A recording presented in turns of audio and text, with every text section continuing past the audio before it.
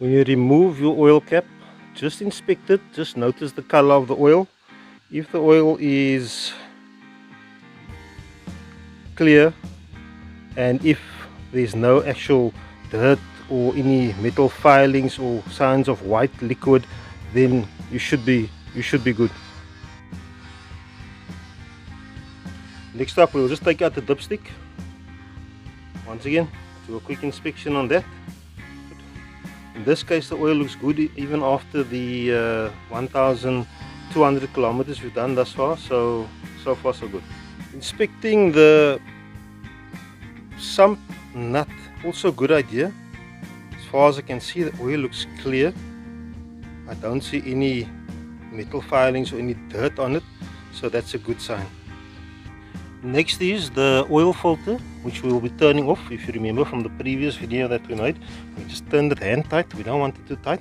Something that we want to do before we do that is just to bring our bowl at the bottom, bring it closer so that we don't mess. Even though the oil is still dripping out of the sump, we want to make sure that the oil that's going to come out of the oil filter doesn't fall on the floor. So let's get that bowl a little bit closer.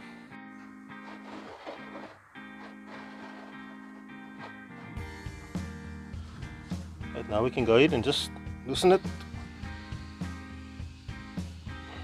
And what we will do after this is, once we've got the oil filter, I'm going to cut it open like I did the previous one, and we're going to inspect that one as well. So this will be the second oil filter change after the 1100 oil filter change that I did. This is going to be now at 1200. We're changing the oil and the filter again.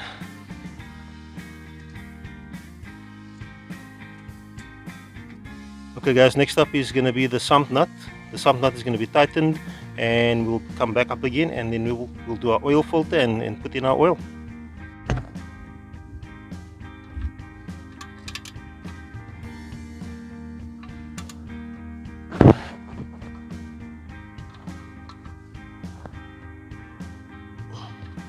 Okay guys, the sump nut is tight, so now we can return to the top and continue.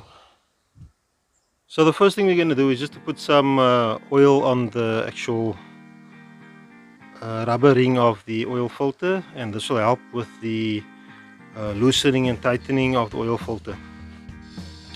It's a good idea to put some oil inside the filter so that when you start up again, there's no delay in the oil getting through to the various parts of the engine. Just do this nice and slow, try not to mess.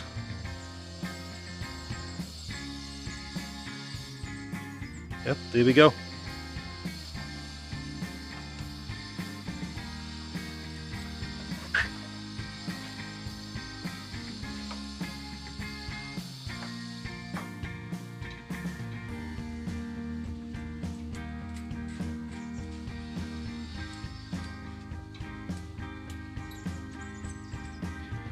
The next thing we're going to do is we're going to put in some oil into this engine, and we're going to put in about 3.5 liters.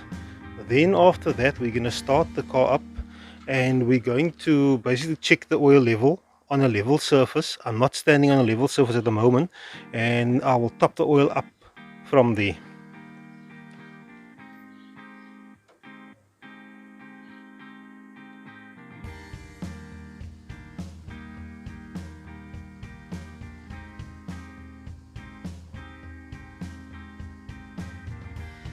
Okay, we'll stop there now.